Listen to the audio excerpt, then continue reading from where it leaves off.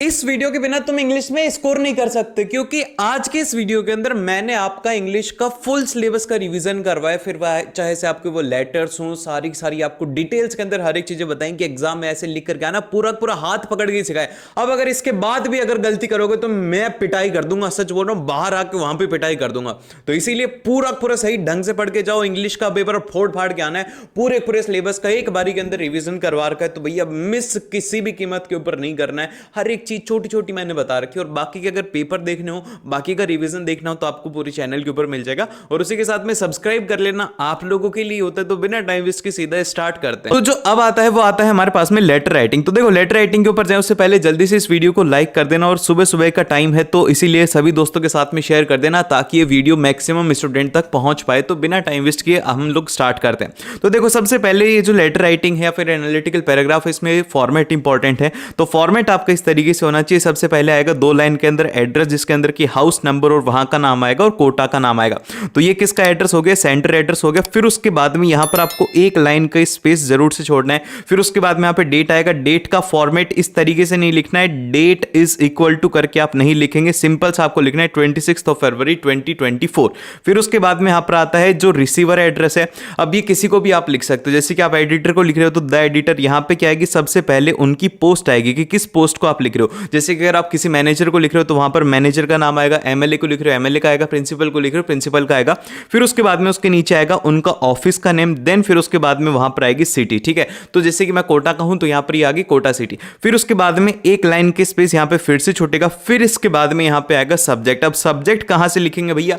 तो सब्जेक्ट आपको जैसे कि क्वेश्चन के अंदर दिया जाएगा कि आपको लेटर इस टॉपिक के ऊपर लिखना है, तो आप एज इट इज उसी को ही कॉपी करके यहां पे पेस्ट कर दोगे, इसमें अपना दिमाग नहीं लगाना है। फिर उसके बाद में 1 लाइन के स्पेस छोड़ करके सैल्यूटेशन आएगा। सैल्यूटेशन हो जाएगा हमारे पास में डियर सर और मैम। फिर उसके बाद में आप स्टार्ट करेंगे। तो ये जो 3 लाइनें हैं, इनिशियली 3 लाइनें आपको जरूर से याद रखनी, क्योंकि आपको इसमें ना कुछ भी अलग से नहीं जोड़ना है। स्टार्टिंग की 3 लाइन मैं बता देता हूं, लास्ट की 2 लाइन बता देता हूं, और खुद से 3-4 लाइनें भी लिख के आ जाओगे तो भी 5 में से 5 मार्क्स मिलेंगे। ठीक है, सो अब इसकी जो फर्स्ट 3 लाइनें हैं वो जरूर से याद रखना है। स्टार्टिंग की 3 लाइन और लास्ट की 2 लाइन अगर याद रख लोगे तो आपको कंफ्यूजन नहीं होगा, बस आपको अपनी तरफ से 2 लाइन ऐड करनी होगी। तो पहली 3 लाइनों को ध्यान रखो, वो ये है कि through the columns of your esteemed newspaper. अब एस्टीम्ड का मतलब होता है कि आपकी प्रतिष्ठावान या फिर बहुत ही ज्यादा शानदार पेपर, तो आपको उनकी तारीफ करते हुए लिखना है कि esteemed newspaper, I would like to draw the attention of the concern authority towards. फिर उसके बाद में जो भी आपका सब्जेक्ट जिसके ऊपर भी आप लिख रहे हो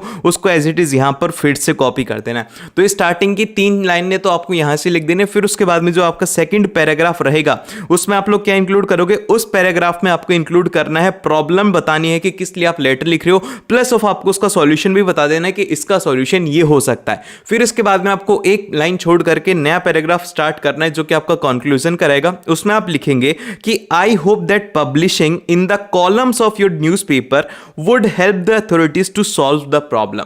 तो आप यहां पर उनसे रिक्वेस्ट कर रहे हो कि आप ये ध्यान रखना कि एग्जाम के अंदर आप उनसे रिक्वेस्ट नहीं कर सकते, आप बस उनको बोल सकते हो कि वो पब्लिश कर सकते हैं अगर लेटर टू एडिटर होता है तो उस केस के अंदर। ठीक है, फिर उसके बाद में जो नेक्स्ट रहेगा, हमारी क्लोजिंग किस तरीके से रहेगी? वो रहेगी योर सिंसियरली। फिर उसके बाद में नाम, अगर कोई पोस्ट गिवन है क्वेश्चन में तो ही आपको पोस्ट लिखनी है। इस तरीके से आपका क्लोज हो जाएगा। और एक और इंपॉर्टेंट बात ध्यान रहे कि कोई भी लेटर लिख रहे हो तो उसको न्यू पेज से आपको स्टार्ट करना है। अगर पेज में कंप्लीट नहीं हो रहा है तो अगले पेज तक आप उसे लेके जा सकते हो। ठीक है, फिर उसके बाद में इसी तरीके से अगर लेटर ऑफ कंप्लेंट अगर आप लिखना चाहते हो तो लेटर ऑफ कंप्लेंट के अंदर ओपनिंग लाइन अलग होंगी। इसकी ओपनिंग लाइन इस तरीके से रहेगी कि I would like to highlight my concern towards the purchase of. फिर उसके बाद में यहां पे आपको बिल नंबर लिखना है फ्रॉम योर स्टोर। फिर इसके बाद में इसकी क्लोजिंग लाइन ध्यान से देखो, इसकी क्लोजिंग लाइन इस तरीके से रहेगी कि I request you to look into the matter and take quick action as soon as possible. तो इस तरीके से आपको लेटर ऑफ कंप्लेंट में लिखना है। वहीं पर अगर लेटर ऑफ इंक्वायरी आप करना चाहते हो तो उसके अंदर आपको ध्यान रहे कि लेटर ऑफ इंक्वायरी के अंदर क्या लिखना होगा कि आई वुड लाइक टू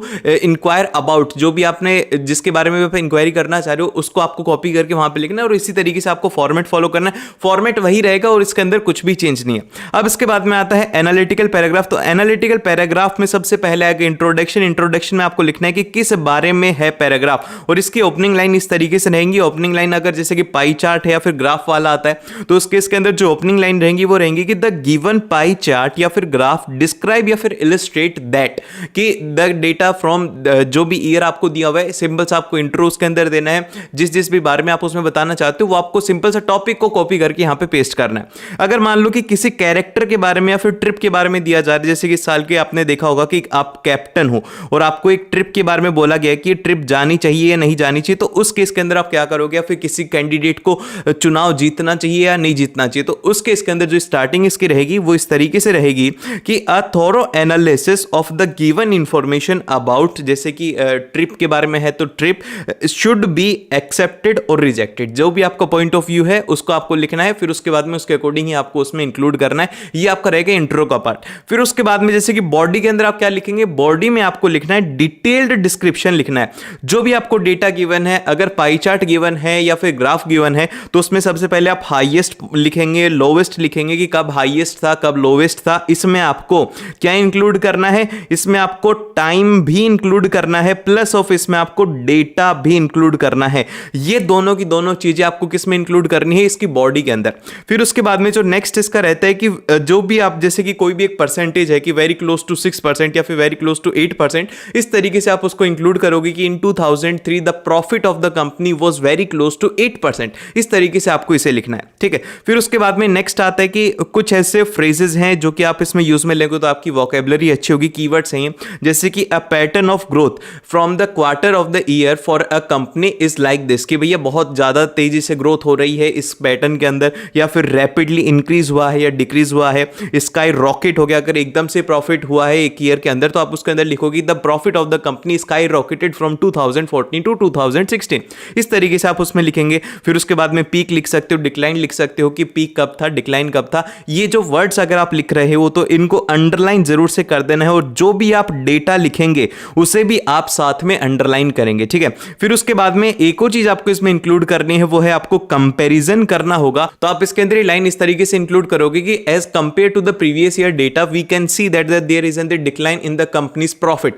तो ये जो आपको डेटा है ना, इसको कंपेयर करके एक लाइन जरूर से ऐड करनी है। तो 4 लाइनें तो मिनिमम होनी चाहिए, सबसे पहले हाईएस्ट की, लोवेस्ट की, फिर उसी के साथ में क्या स्टार्टिंग के अंदर मार्जिन था, लास्ट के अंदर क्या डेटा था, और उसी के साथ में कंपेयर भी आप इसमें करने वाले हो। फिर इसके बाद में लास्ट में आता है इसमें कंक्लूजन। कंक्लूजन में आप लिखेंगे कि ओवरऑल या फिर देयरफॉर इन अ नटशेल, जो भी आपका टॉपिक है इज इंक्रीज्ड और डिक्रीज। ये सिंपल सा आपका क्या रहेगा, कंक्लूजन रहेगा।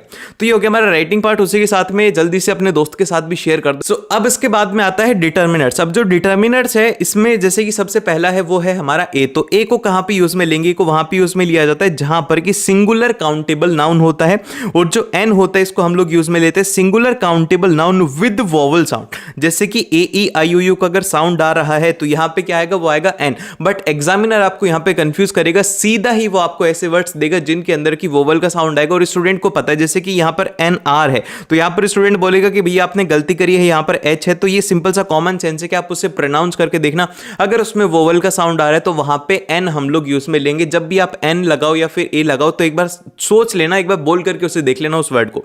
फिर उसके बाद में जो नेक्स्ट आता है वो आता है द को हम लोग कहां पे यूज में लेते हैं, द को वहां पे यूज में लिया जाता है जहां पे कि जैसे कि कोई स्पेसिफिक ग्रुप की बात करी जाए, या फिर कोई स्पेसिफिक क्लास की बात करी जाती है, या फिर कहीं पर यूनिवर्सल ट्रूथ होता है, या फिर कोई भी एक यूनिक प्लेस हो या यूनिक पर्सन हो, उसके लिए क्या यूज में लिया जाता है, द यूज में लिया जाता है। जैसे कि फॉर एग्जांपल के लिए द सन हो गया, और उसी के साथ में द राम मंदिर हो गया, क्योंकि राम मंदिर भी क्या है, एक यूनिक है और एक प्लेस है, और भैया राम मंदिर के आगे तो द तो लगना ही चाहिए। तो इसी बात के ऊपर जय श्री राम का नाम लेकर के पेपर फोड़ के आ जाना।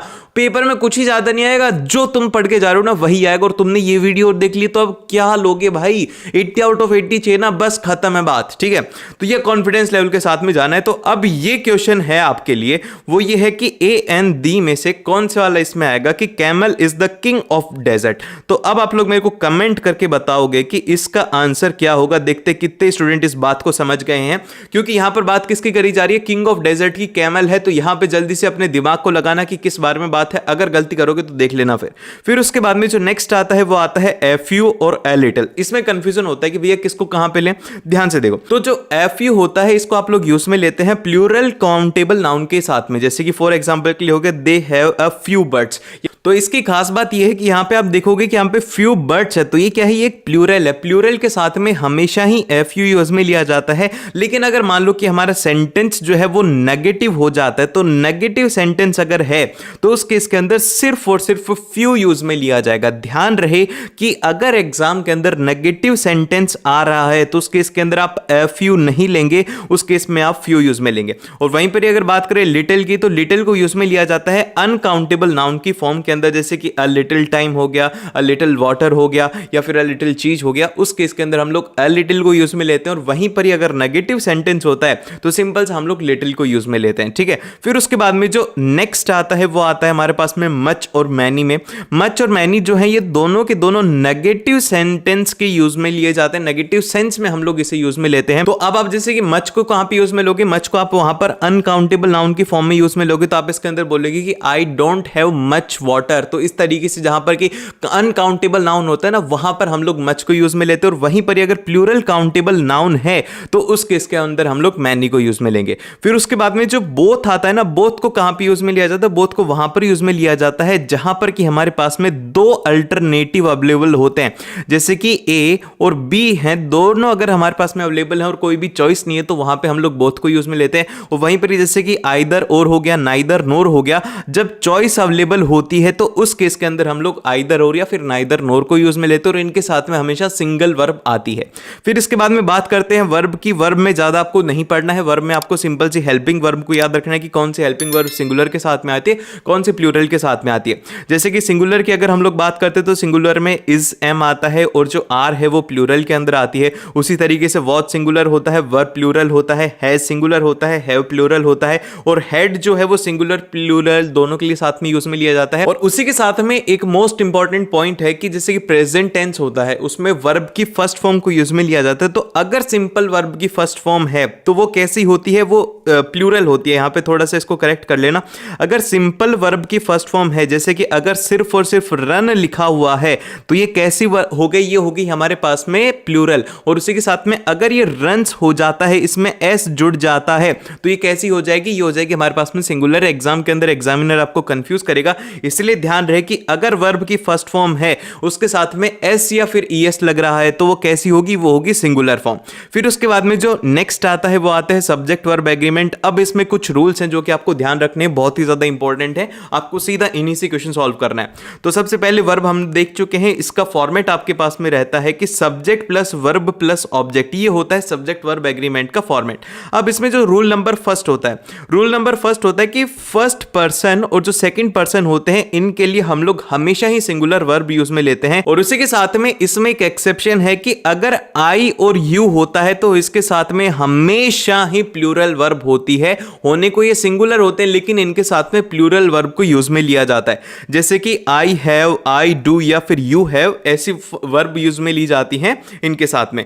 फिर इसके बाद में जो नेक्स्ट आता है वो आता है रूल नंबर सेकंड की एंड के साथ में कैसी वर्ब आएगी। तो एंड के साथ में जैसे कि यहां पर दिया गया कि Ayush and Rohit have gone to school, तो अब यहां पर क्या है कि आयुष एक अलग है और रोहित अलग है, लेकिन ये सिंगल सिंगल है, लेकिन क्या है, ये एंड से कनेक्टेड है। अगर दो सब्जेक्ट कनेक्टेड होते हैं तो इस केस के अंदर क्या हो जाते हैं, प्लूरल हो जाते हैं। इस वजह से हैव हो जाएगा इसका आंसर, क्योंकि बहुत सारे स्टूडेंट इसमें कंफ्यूज होंगे कि आयुष अलग है, रोहित अलग है, तो क्या होना चाहिए, इसका हैज होना चाहिए, लेकिन इसका हैज नहीं होगा, इसका हैव होगा, क्योंकि यहां पर क्या है कि दो अलग अलग सब्जेक्ट है तो ये प्लूरल हो गया।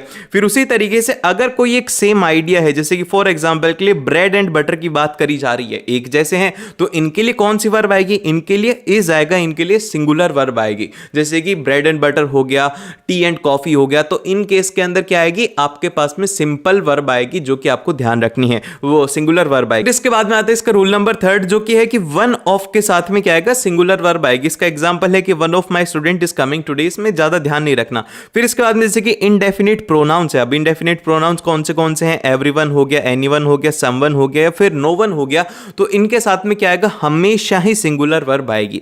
और उसी के साथ में जो रूल नंबर फिफ्थ है कि अगर कोई का नाम है, जैसे कि महात्मा गांधी का नाम है, आयुष का नाम है, रोहित का नाम है, इनके साथ में हमेशा ही सिंगुलर वर्ब आएगी। एरिक्स हो गया, स्पीसीज हो गया, तो इनके साथ में क्या आना चाहिए, सिंगुलर आना चाहिए, फिर प्लूरल आना चाहिए। अब आप बोलोगे कि भैया यहाँ पर स्पीसीज है, ये क्या है, ये है प्लूरल, तो इसके साथ में कैसे वर्ब आने चाहिए, प्लूरल। प्लूरल वर्ब नहीं आएगी, ये क्या है, एक नाम है। न्यूज भी क्या है, एक नाम है। बैरिक्स भी क्या है, एक नाम है ये प्लूरल नहीं है। तो ये बात ध्यान रहे कि आपको जैसे कि किसी का नाम आ रहा है तो उसके साथ में हमेशा सिंगुलर वर्ब यूज में लेनी है।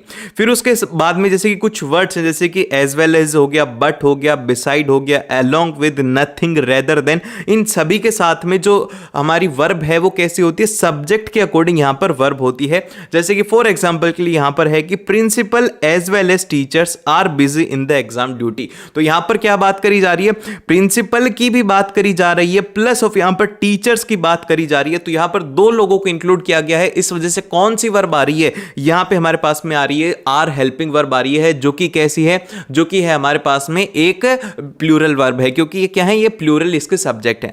फिर उसके बाद में नेक्स्ट आता है मॉडल्स। मॉडल्स के अंदर आपको मैं ज्यादा डिटेल के अंदर नहीं बताऊंगा क्योंकि अभी आपके पास में टाइम कम है, तो सिंपल से हम लोग ऊपर ऊपर से देख लेते हैं। जैसे कि विल को हम लोग कहां पे यूज में लेते हैं, जब भी हमारा कोई फ्यूचर प्लान होता है या फिर कोई फ्यूचर इंटेंशन होता है वहां पे हम लोग इसे यूज में लेते हैं, या फिर हम कोई भी प्रॉमिस कर रहे होते हैं, फिर कमिटमेंट के लिए हम लोग विल को यूज लेते हैं, या फिर आप किसी को ऑफरिंग कर रहे हो जैसे कि will you help me in cooking की, आप किसी से पूछ रहे हो तो उस केस के अंदर भी हम लोग विल को यूज में लेते हैं। और इसी के साथ में जो कैन होता है, कैन को हम लोग हमारी एबिलिटी को एक्सप्रेस करने के लिए यूज में लेते हैं, जैसे कि I can speak English fluently. फिर उसी के साथ में एक और एग्जांपल है कि एक्सप्रेसिंग अ रिक्वेस्ट, कि आप किसी से रिक्वेस्ट कर रहे हो कि can you please come with me, कि आप मेरे साथ में आ सकते हो। इसके अंदर क्या आता है, विल के अंदर, और इसके अंदर कंफ्यूज मत होना, यहां पर क्या करते हो, आप उनको ऑफर करते हो, और यहां पर क्या कर रहे हो, आप उनसे एक रिक्वेस्ट कर रहे हो। यहां पर आप ऑफर नहीं कर रहे हो, आप उनसे एक रिक्वेस्ट कर रहे हो। फिर उसके बाद में यहां पर जो नेक्स्ट आता है वो आता है कुड। कुड को हम लोग कहां पे यूज में लेते हैं, कुड को हम लोग वहां पे यूज में लेते हैं जहां पे कि हमें हमारी पास्ट की एबिलिटी को बताना होता है। जैसे कि फॉर एग्जांपल के लिए कि I could swim when I was young, की मतलब मैं पास्ट की मेरी एबिलिटी की बात कर रहा हूं, तो उस केस के अंदर क्या होगा, उस केस के अंदर मैं कुड को यूज में लूंगा। या फिर making a possibility in past, की अगर जैसे कि मान लो कि यहां पे पॉसिबिलिटी भी ये हो सकती है कि पॉसिबिलिटी अगर बना रहे हैं तो वहां पे भी आप कुड को यूज में लोगे। जैसे कि फॉर एग्जांपल के लिए if I had more time I could score better, कि भैया मेरे पास में जो 1 साल का टाइम था, अगर 2 साल का होता तो मैं और अच्छा स्कोर कर लेता, लेकिन ऐसा नहीं होता, टाइम आपके पास में, सभी के पास में खूब था। और आप लोग डर क्यों रहे हो, आपने बहुत अच्छी पढ़ाई करी है, ठीक है। फिर उसके बाद में जो नेक्स्ट आता है वो आता है जैसे कि एक्सप्रेसिंग अ हाइपोथेटिकल सिचुएशन, अगर हाइपोथेटिकल सिचुएशन की बात करी जाती है तो वहां पर भी कुड को यूज में लेते हैं। और फिर इसके बाद में आता है मे को हम लोग कहां पे यूज में लेते हैं, जहां पे कि हमें कोई सजेशन बनानी होती है या फिर हमें किसी से परमिशन लेनी होती है, तो उस केस के अंदर हम लोग इसे यूज में लेते हैं। ये जो मे है इसको ज्यादा फॉर्मल माना जाता है, मे को आप लोग ज्यादा प्रेफर करेंगे। फिर उसके बाद में नेक्स्ट आता है माइट। माइट को हम लोग कहां पे यूज में लेते हैं, माइट जो है सिमिलर के ही अकॉर्डिंग होता है, लेकिन ये मे जो होता है ये ज्यादा फॉर्मल होता है। रिक्वेस्ट के केस के अंदर आप लोग किसे यूज में लेंगे, मे को यूज में लेंगे। जो माइट होता है कंडीशनल होता है, जैसे कि if I finish my work on the time I might go for a walk, यहां पर अगर कंडीशन आ रही है कि ऐसा होगा तो ऐसा होगा, तो उस केस के अंदर आप लोग माइट को यूज में ले सकते हो। फिर परमिशन और सजेशन के लिए भी इसे यूज में लेते हैं। फिर इसके बाद में आता है मस्ट। मस्ट जो है आपके पास में ऑब्लिगेशन के लिए होता है कि you must have a driving licence to drive a car, की जहां पर एक ऑब्लिगेशन की बात करी जा रही है कि आपको ऐसा ही करना है, तो उस केस के अंदर हम लोग मस्ट को यूज में लेते हैं। फिर कोई स्ट्रॉन्ग रिकमेंडेशन की बात करी जाती है या फिर किसी नेसेसिटी की बात करते हैं। फिर इसके बाद में जो नेक्स्ट आता है वो आता है शुड। शुड को कहां पे यूज में लेना चाहिए, तो शुड को आप लोग वहां पे यूज में लेंगे जहां पर कि कोई एडवाइस आप दे रहे हो या फिर कोई ऑब्लिगेशन हो या फिर किसी को सजेशन देनी हो, तो उस केस के अंदर आप लोग शुड को यूज में लेंगे। जैसे कि you should study for exam if you want to do well. अब यहां पे आपको कंफ्यूजन होगा कि भैया अभी अभी तो आपने क्या बताया था, अभी आपने बताया था मस्ट और अभी आप बता रहे हो शुड, तो इसमें से कौन सा लेना चाहिए। अब यहां पर क्या है कि यहां पर स्ट्रॉन्ग ऑब्लिगेशन नहीं है, यहां पर क्या है कि you should study for the exam if you want to do well. अब यहां पे हम लोग इनको बोल नहीं रहे कि भाई ऐसा ही करो, यहां पर क्या बोल रहे हैं कि अगर अच्छे नंबर लाने हैं तो तुम्हारे को स्टडी करनी पड़ेगी। तो जहां पर स्ट्रॉन्ग ऑब्लिगेशन होता है वहां पे हम लोग क्या यूज में लेते हैं, मस्ट यूज में लेते हैं। जो स्ट्रॉन्ग ऑब्लिगेशन होता है वो किस में होता है, वो होता है मस्ट के अंदर, ठीक है, ये बात आपको ध्यान रहे। और फिर इसके बाद में आती है reported speech. Reported speech conversion बहुत ज्यादा इंपॉर्टेंट है, आपको एग्जाम के अंदर रिपोर्टेड स्पीच कन्वर्जन देखने को मिलेंगे, तो ध्यान से सुनना। रिपोर्टेड स्पीच के अंदर आपको सबसे पहले क्या ध्यान रखना है कि सेड टू को आप कन्वर्ट करेंगे टोल्ड के अंदर और से को आप कन्वर्ट करेंगे टेल के अंदर, अगर कोई भी ऑब्जेक्ट नहीं है रिपोर्टिंग वर्ब के बाद में। फिर उसके बाद में जो नेक्स्ट पॉइंट है, कुछ वर्ड्स हैं जो कि आपको कन्वर्ट करने हैं, जैसे कि जस्ट को आप कन्वर्ट करेंगे देन में, दिस को करेंगे दैट में, एगो को करेंगे बिफोर में, टुडे को दैट डे, टुमारो को द नेक्स्ट डे, और उसी के साथ में यस्टरडे को the previous day, last night को द प्रीवियस नाइट। अब ये जो 3 पॉइंट है ये ध्यान रहे, क्योंकि एग्जामिनर क्या होता है कि हमें यहां पे ही कंफ्यूज करेगा। वो क्या जानता है कि स्टूडेंट जल्दीबाजी के अंदर क्या करेंगे कि टुमारो को टुमारो ही लिख देंगे इनडायरेक्ट के अंदर, लेकिन आपको ध्यान रखना है कि हर एक वर्ड बाय वर्ड आप उसको इनडायरेक्ट डायरेक्ट में कन्वर्ट करना, जैसे कि जस्ट है तो फिर आप उसको अलग से करो, दिस को भी अलग से करना है, ताकि आपसे एग्जाम के अंदर कोई भी गलती ना हो। फिर उसके बाद में आते हैं जैसे कि कैन को आप कन्वर्ट करेंगे कुड में, विल को कन्वर्ट करेंगे वुड में, हेयर को कन्वर्ट करेंगे देयर में। अब ये आगे कन्वर्जन हो सकता है, लेकिन अगर उसके अंदर वुड है तो वुड का कन्वर्जन विल में नहीं होगा। ये बात आपको ध्यान रखनी है कि अगर क्वेश्चन में ऑलरेडी बिफोर लिखा हुआ है तो आप उसे एगो के अंदर कन्वर्ट नहीं करोगे। ये सिर्फ और सिर्फ एक डायरेक्शन से दूसरी डायरेक्शन की तरफ जाता है, रिवर्स नहीं होता। फिर उसके बाद में जैसे कि जो टेंस है, टेंस का कन्वर्जन होता है, जैसे कि अगर प्रेजेंट टेंस है, वर्ब की फर्स्ट फॉर्म है, तो वो कन्वर्ट होती है पास्ट के अंदर वर्ब की सेकंड फॉर्म में, सिंपल कन्वर्जन होता है इसमें। और जो भी हेल्पिंग वर्ब रिक्वायर्ड होती है वो आप इसमें लिखेंगे। प्लस ऑफ आपको यहां पे ध्यान रखना है, जैसे कि प्रेजेंट कंटिन्यूअस उसे पास्ट कंटिन्यूअस में कन्वर्ट किया जाता है, और जो सिंपल पास्ट है उसको किस में कन्वर्ट किया जाता है, पास्ट परफेक्ट में। जैसे कि रॉट वर्ब की सेकंड फॉर्म है, लेकिन इसको जब कन्वर्जन किया जाएगा पास्ट परफेक्ट में, तो यहां पर हेल्पिंग वर्ब का ध्यान रहे कि हेल्पिंग वर्ब भी लगेगी, प्लस ऑफ जैसे कि हेड रिटन हो गया तो यहां पे हेल्पिंग वर्ब के साथ में आपको उसमें कन्वर्ट करना होगा। फिर इसके बाद में जो नेक्स्ट आता है वो आते हैं टेंसेस। टेंसेस का एक बार फास्टली रिवाइज कर लेते हैं। देखो टेंसेस के अंदर ज्यादा मैं बताऊंगा नहीं, कुछ कुछ बातें जो कि गलतियां होती है वो मैं आपको बता देता हूं। जैसे कि जो वॉज होता है उसको सिंगुलर के लिए यूज में लेते हैं, लेकिन प्लूरल के लिए हम लोग वर को यूज में लेते हैं। जैसे थर्ड पर्सन के लिए वी दे और सेकंड पर्सन के लिए यू को यूज में लेते हैं, जो कि मैंने आपको एक्सेप्शन बताया था। फिर इसके बाद में नेक्स्ट आता है कि प्रेजेंट टेंस होता है, उसमें वर्ब की फर्स्ट फॉर्म होती है, पास्ट टेंस के अंदर वर्ब की सेकंड फॉर्म होती है, और जो फ्यूचर टेंस होता है इसमें क्या होता है कि विल शैल होते हैं, प्लस ऑफ वर्ब की फर्स्ट फॉर्म होती है सिंपल के अंदर। जैसे कि सिंपल फ्यूचर रहेगा तो उसके अंदर विल या फिर शैल प्लस ऑफ वर्ब की फर्स्ट फॉर्म रहेगी। प्लस ऑफ यहां पर आपको क्या ध्यान रखना है कि परफेक्ट टेंस जो होता है इसमें हमेशा ही वर्ब की थर्ड फॉर्म आती है, फिर वो चाहे से कोई सा भी टेंस हो। जैसे कि प्रेजेंट परफेक्ट टेंस है तो इसके अंदर क्या होगा कि हैज या फिर हैव प्लस ऑफ वर्ब की थर्ड फॉर्म होगी, और वहीं पर ही जैसे पास्ट परफेक्ट टेंस है तो इसके अंदर क्या होगा कि हेड प्लस वर्ब की थर्ड फॉर्म होगी, चाहे से वो सिंगुलर हो प्लूरल हो कैसा भी सब्जेक्ट हो, उससे कोई भी फर्क नहीं पड़ता।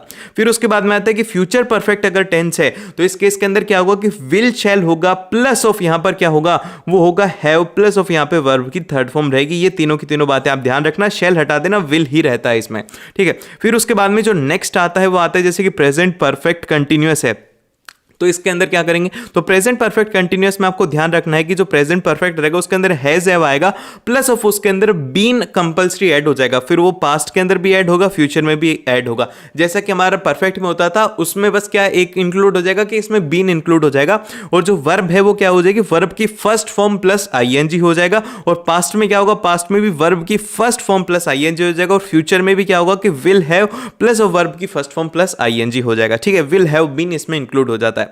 फिर इसके बाद में कुछ पॉइंट्स हैं जिनके की कुछ पॉइंट्स हैं जो कि आपको ध्यान रखने चाहिए, जैसे कि जो डस्ट ऑफ स्नो है जो कि रॉबर्ट फ्रॉस्ट ने लिखी थी, इसमें क्या चीजें हैं, दो एक क्रो है और एक हेमलॉक ट्री है, जिनको कि क्या माना गया है इस पोइम के अंदर, बैड ओमेन माना गया है, मतलब कि एक गंदा साइन माना गया है, जैसे कि अशुभ संकेत इनको माना जाता है, क्रॉक और हेमलॉक ट्री को। अब होता क्या है कि जब पोइट बाहर निकलता है तो देखता है कि भाई बर्फ ही बर्फ होगी, उसका मूड खराब हो जाता है, लेकिन एक क्रो जो हेमलॉक ट्री के ऊपर बैठा हुआ था उसके ऊपर एक स्नो गिराता है उसके शोल्डर के ऊपर, जिससे कि उसका मूड अच्छा हो जाता है। ये है इस पोइम के अंदर। तो आपको ध्यान रखना है कि जो पोइट का मूड है वो किस वजह से अपलिफ्ट हुआ था, मतलब कि किस वजह से अपलिफ्ट हुआ था, कि dust of snow on his shoulder, की जैसे उसके शोल्डर के ऊपर जो मतलब स्नो गिरी थी उससे वो खुश हो गया था।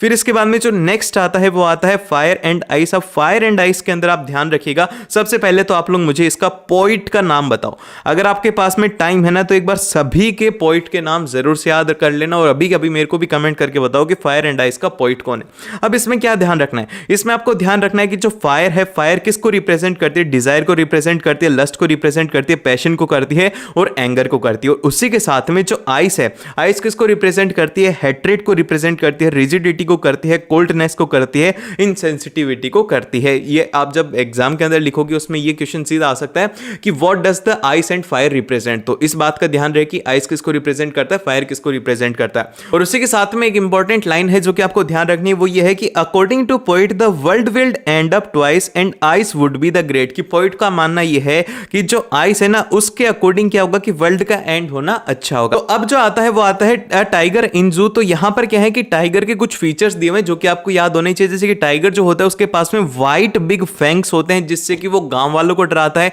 उसको क्या कर रखा है, स्मॉल केस के अंदर बंद कर रखा है, और वो लो स्नाल्स करता है। स्नाल्स का मतलब होता है कि वो जब सांस लेता है ना, हल्की हल्की सांस लेता है, उसको स्नाल्स बोला जाता है। फिर इसके बाद है कि रॉड स्केयर द विलेजर्स की जो उसकी दहाड़ है ना उससे गांव के लोग डर जाते हैं। ये 3-4 पॉइंट आपको एग्जाम के अंदर जरूर से इंक्लूड करने हैं। इनमें से जैसे कि आप बिग व्हाइट फैंग्स लिख रहे हो तो इसको अंडरलाइन जरूर से करना, रॉड्स लिख रहे हो तो इसको भी आपको अंडरलाइन करना है। उसी के साथ में आपको एक इंपॉर्टेंट पॉइंट ध्यान रखना है कि यहां पर जो पोइम है उसमें पोइट क्या मैसेज कन्वे करना चाह रहा है। तो आप इसमें लिखेंगे कि according to poet as a human wants freedom animal also need freedom, कि भैया जिस तरीके से इंसानों को फ्रीडम पसंद होता है उसी तरीके से एनिमल्स को भी होता है। फिर इसके बाद में अगली पोइम आती है कि how to tell wild animals. इसमें कुछ कुछ फीचर्स दिए हुए हैं जो कि आपको याद होने चाहिए, जैसे कि एशियन एनिमल एशियन लॉयन है तो एशियन लॉयन का क्या फीचर दिया हुआ है, जैसे कि उसकी ब्राउनिश येलो कोट उसकी स्किन होती है।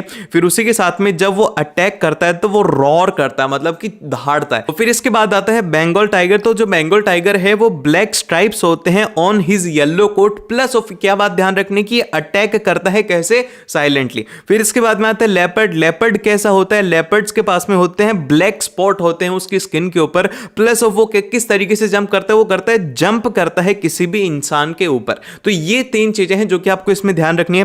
फिर उसके बाद में आता है कि जो एमेंडा की मदर है वो क्या चाहते हैं कि वो ना करे। तो एमेंडा की मदर चाहती है कि वो है ना अपने शोल्डर्स को बेंड ना करे। फिर सेकंड पॉइंट आता है कि doesn't like her pimples, tell her to stop eating chocolate, की उसको है ना उसके पिंपल्स अच्छे नहीं लगते तो इस वजह से बोलती है कि तुम चॉकलेट खाना बंद कर दो। और फिर उसी के साथ में आता है एक सी वाला पॉइंट। तो इस पॉइंट को ध्यान से देखना, इसके अंदर है कि she wanted her to stop looking disappoint, कि वो चाहती है कि वो उदास ना रहे, इसलिए चाहती है क्योंकि उसको लगता है कि अगर लोग देखेंगे तो उन्हें लगेगा कि इसको कंट्रोल किया जा रहा है। फिर उसके बाद में जो नेक्स्ट आता है वो आता है the tale of custard dragon. तो इसमें कुछ कुछ बातें हैं जो कि आपको ध्यान रखनी है, जैसे कि बेलिंडा के जो एनिमल्स है कौन से हैं, एक तो कीटन है, माउस है, डॉग है और ड्रैगन है, 4 उसके एनिमल है। फिर उसके बाद में जो कीटन है उसका कलर कैसे, वो ब्लैक है और उसका नाम है इंक। और उसी के साथ में जो माउस है उसका नाम है ब्लिंक, और जो ड्रैगन है उसका नाम है कस्टर्ड, और जो डॉग है उसका नाम क्या है, उसका नाम है मस्टर्ड। और फिर उसी के साथ में जो ड्रैगन है इसके कुछ फीचर्स हैं जो कि आपको दिए हुए, जैसे कि इसका किस तरीके का दिखता है, जो कि पोएम में बताया गया वो है कि spike on his top skill, की उसकी टॉप स्किल्स के ऊपर स्पाइक है, प्लस ऑफ उसका माउथ फायर प्लेस के जैसा है और उसकी नोज चिमनी के जैसी है। अगर आपने वीडियो को यहां तक देखा है तो द एंड जरूर से लिखना। और उसी के साथ में कुछ इंपॉर्टेंट बातें हैं जो कि आपको एग्जाम से पहले ध्यान रखनी चाहिए, वो ये है कि आप जिस ऑर्डर में आज तक सैंपल पेपर अटेम्प्ट करते हैं उसी तरीके से आपको पेपर को अटेम्प्ट करना है। अगर कोई क्वेश्चन नहीं आ रहा है तो उसके अंदर अपना टाइम वेस्ट बिल्कुल भी नहीं करना है, क्योंकि आगे का पेपर बहुत ज्यादा है। और उसी के साथ में एक और बात कि आपको स्टार्टिंग से ही इंग्लिश के अंदर अच्छे से स्पीड मेंटेन रखनी है ताकि आपका पेपर ना छूटे। बस ये कुछ बातों का ध्यान रखो और आपने सब कुछ पढ़ लिया है। ऑल द वेरी बेस्ट, भगवान आपके साथ में, पेरेंट्स का आशीर्वाद लेकर के जरूर से जाना। और मिलते हैं आप लोगों को नेक्स्ट वीडियो में। और लाइक नहीं किया तो लाइक करो, शेयर क्यों नहीं किया, शेयर करना बहुत ज्यादा जरूरी है। और मिलते हैं आप लोगों को नेक्स्ट वीडियो में।